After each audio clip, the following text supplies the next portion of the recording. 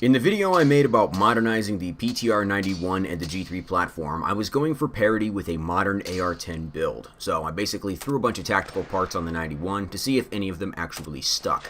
They did, kind of, but it was clearly a waste of time and money.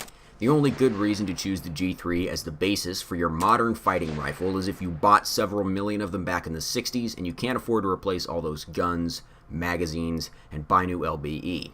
If you're trying to set up a PTR-91 as a fighting rifle, you have two directions you can take it. It's not a question of light versus heavy, because there's really no way to get one of these to be lightweight. The rifle itself is already really heavy, and you have to add weight to add capability. No matter what, the PTR-91 is not going to be a great choice for a rifle you intend to hike around with. So the two options you have for a G3 clone rifle is to go long range or short range. Your short range option is to set the rifle up for close quarters or vehicle-based operations. Weight doesn't matter because you're not moving it long distances aside from transporting it in a vehicle. Your long range option is to use it in a static position like for a checkpoint gun, still my favorite nut and fancyism, or in an overwatch position. You aren't planning to move it much, just set it up and let it sit there. The main differences between those two configurations is going to be barrel length and optics solution. The model of PTR you buy would depend on which of those two setups you're planning to do. If you're going for long range, the best version is the FR PTR-102 with the 18-inch bull barrel that comes with an M-LOK handguard. That saves a crucial step of replacing the handguard and saves a bit of money. And it's also probably the best option in terms of barrel length.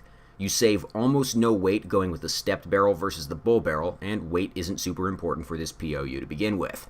If you want to set this up for close range, your options are probably the 16-inch barreled PTR A3SK or the 12-inch barreled PTR K3P pistol variant. The 16-inch A3SK is kind of a weird hybrid design because it has the 16-inch barrel but uses the full-length rifle handguard. It could be cool because it gives you the full real estate of the 18-inch version's handguard, including mounting slots forward of the charging handle, which allows you to mount accessories that won't interfere with the path of the charging handle. The 12-inch version is going to need a good brace or a stock and some SBR paperwork, but it would be an awesome package. It's very close to the configuration of the real G3K. This is my attempt to make a sensible PTR-91. I'm still stuck with the 18-inch stepped barrel version, and if I do sell it, I'll be replacing it with nothing, so we're just going to keep putting parts on that one. Let's look at the sensible version. I replaced the Keymod handguard with the cheap AIM Sports M-LOK handguard. It's pretty much exactly the same weight as the old handguard, but I can use Magpul rail covers and vertical grips, which I do like. The AIM Sports handguard is about $50 compared to over $150 for a Midwest Industries handguard, so you might think it couldn't possibly be any good. And you're right, it's not. The fit and finish was pretty bad. It took a few love taps with a mallet to get it to seat on the gun properly, and I spray painted over the thin and uneven finish. I think it will be functionally fine, but it wears through to bare metal in no time. I removed the VG6 Gamma muzzle brake I had on the gun. It was extremely effective, but very obnoxious. I replaced it with the standard flash hider again. If you want to use a PTR as a precision rifle, then a little bit of extra muzzle climb isn't a big deal. If you want to do some heavy-duty tactical shit, you probably will want a badass muzzle brake on there.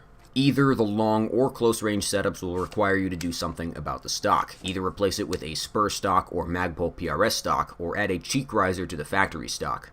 The snap-on cheek risers for the factory stocks were getting rare, but AC Unity just started making them, so they're back on the market and pretty affordable. These cheek risers are definitely optimized for tall scopes on the claw mounts. If you're using a PTR with a welded rail, you don't need that much cheek rise. With the welded rail PTR and a standard 1.5-inch tall scope mount, I find the cheek piece is uncomfortably high. It works better with a 1.9-inch riser, but then you have to ask yourself what the point even is. The cheek piece on the spur stock is at a good height for welded rail optics, that's what it was designed for anyway, and the Magpul PRS2 stock is adjustable to any height you need, so those are your best bets. The factory plastic stock with the rubber cheek piece attached actually weighs more than the spur stock. I weighed these by comparing two complete end cap assemblies. The factory stock end cap assembly I weighed had a stock buffer in it. The spur stock assembly had the enhanced buffer in it, which weighs about twice as much as the stock buffer, and the spur assembly was still significantly lighter than the plastic stock with the add-on cheek piece. Putting weight at the back of the PTR-91 actually makes it balance better and feel a little less unwieldy though. And the rubberized cheek piece is very comfortable. I think claw-mounted optics rails are antiquated garbage and you shouldn't fuck around with that stuff, but some people still appreciate the classics.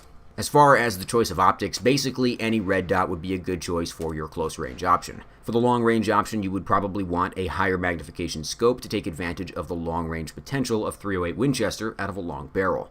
I half-assed it with an LPVO. This is a Blackhound Genesis 1-6. Don't take this as a recommendation of LPVOs for the PTR in general, or the Blackhound Genesis in particular. I wouldn't recommend this scope at all. The reason you might be tempted to use an LPVO is that the overall length of your scope has to be pretty short to clear the charging handle. You can get away with about a 12-inch scope at maximum before you start to have clearance issues. A lot of LPVOs are right around the 10-inch range. Generally speaking, a scope under 12 inches long will probably be an LPVO or a mid-range scope like a 3-9 or 2-10. Those aren't the most popular magnification ranges anymore, but they are reasonably light and compact, and they give you a very usable magnification range.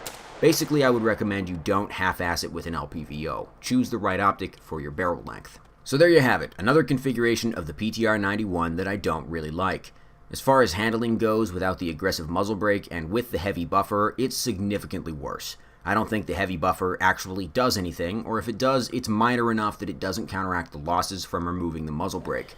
See if the heavy buffer really does anything for us without the muzzle brake.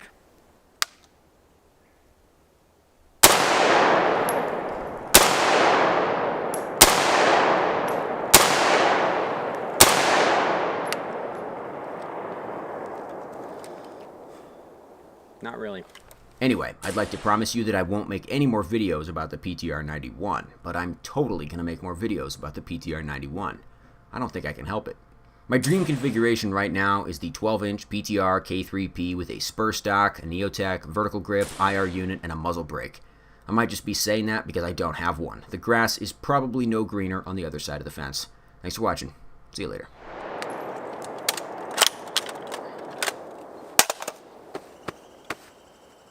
That's all I got.